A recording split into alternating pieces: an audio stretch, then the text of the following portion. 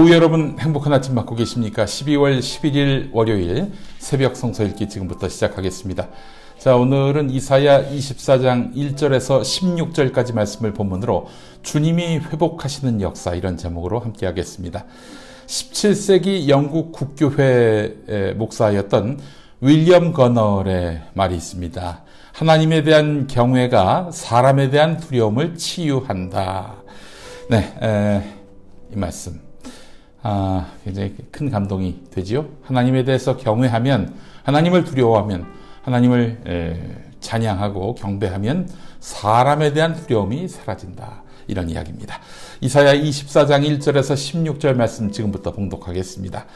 주님께서 땅을 텅 비게 하시며 황폐하게 하시며 땅의 표면을 덮으시며 그 주민을 흩으실 것이니 이 일이 백성과 제사장에게 똑같이 미칠 것이며 종과 그 주인에게, 하녀와 그 안주인에게, 사는 자와 파는 자에게, 빌려주는 자와 빌리는 자에게, 이자를 받는 자와 이자를 내는 자에게 똑같이 미칠 것이다.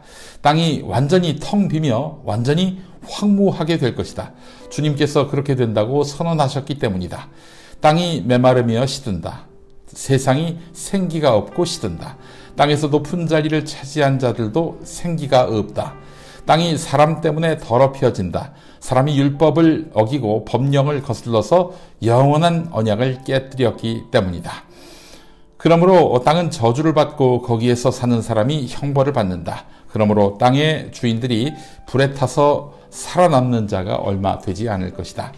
새 포도주가 마르며 포도나무가 시든다. 마음에 기쁨이 가득 찼던 사람들이 모두 탄식한다. 소구를 치는 흥겨움도 그치고 기뻐 뛰는 소리도 멎고 수금 타는 기쁨도 그친다. 그들이 다시는 노래하며 포도주를 마시지 못할 것이고 독한 술은 그 마시는 자에게 쓰디 있을 것이다. 무너진 성읍은 황폐한 그대로 있고 집들은 모두 닫혀 있으며 들어가는 사람이 하나도 없을 것이다. 거리에서는 포도주를 찾아 아우성치고 모든 기쁨은 슬픔으로 바뀌고 땅에서는 즐거움이 사라진다. 성읍은 폐허가 된 채로 버려져 있고 성문은 파괴되어 조각난다. 이 땅에 이러한 일이 일어나고 거기에 사는 백성에게 이러한 일이 일어날 것이니 마치 올리브나무를 떤 다음과 같고 포도나무에서 포도를 거둔 뒤에 남은 것을 주울 때와 같을 것이다. 살아남은 사람들은 소리를 높이고 기뻐서 외칠 것이다. 서쪽에서는 사람들이 주님의 크신 위엄을 말하고 동쪽에서는 사람들이 주님께 영광을 돌릴 것이다. 바다의 모든 섬에서는 사람들이 주 이스라엘의 하나님의 이름을 찬양할 것이다. 땅끝에서부터 노래하는 소리, 의로우신 분께 영광을 돌리세 하는 찬양을 우리가 들을 것이다. 그러나 갑자기 나는 절망에 사로잡혔다. 이런 변이 있나? 이런 변이 또 어디에 있단 말인가? 나에게 재앙이 닥쳤구나. 약탈자들이 약탈한다. 약탈자들이 마구 약탈한다. 네, 오늘 이사야 말씀입니다. 자, 그런데 이사야라고 다 같은 이사야서가 아닙니다. 이사야서가 총 3개로 나뉘고요. 각기 시대적인 배경이 다릅니다. 그걸 넘버링해서 제1, 제2, 제3 이사야 이렇게 나뉘는데요. 아마 그 배경이 약 8세기경부터 7세기 중반으로 보입니다. 당연히 기원전이겠죠. 기원전. 자, 외세에 의한 이스라엘 멸망을 예언한 것입니다. 제1 이사야는 1장에서 39장까지인데 오늘 24장이 바로 그 경우겠지요. 1 이사야. 자, 그런데 24장에 유독 땅이 많이 언급됩니다. 이스라엘 모든 민족과 땅에 대한 멸망을 예언하는 건데요. 땅은 황폐화되며 파괴된다고 말합니다. 땅은 풍성한 생명력을 잃어버리는 저주를 받게 되는 것입니다. 모두 인간의 죄 때문이지요. 자, 성경은 인간과 땅을 공동 운명체라고 말합니다. 하나님의 진노는 그래서 흉년으로 표징되기도 합니다. 심판의 결과로 이사야 예언자는 노래와 즐거움이 사라지고 모든 기쁨이 거세되는 현실을 예언하고 있습니다. 자, 그러다가 급반전이 일어납니다. 살아남은 하나님의 자녀들에게서 말입니다. 찬양이 울려 퍼집니다. 의로우신 이에게 영광을 돌리세. 네, 이러면서 말입니다. 이 모든 것은 하나님이 친히 우리를 향한 구원의 역사를 일으키셨기 때문인 것입니다. 살아남은 하나님의 자녀는 어떤 사람들입니까? 주님과 온전한 관계를 맺고 있는 사람이 되겠습니다. 주님을 적대시 하는 것만이 주님과 온전한 관계가 깨진 경우가 아닙니다.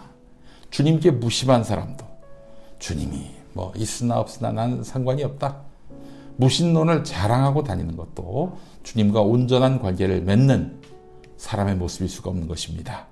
주님께 붙잡힌 바 되는 삶을 사는 백성이어야 합니다. 이사야 본인이 그랬습니다.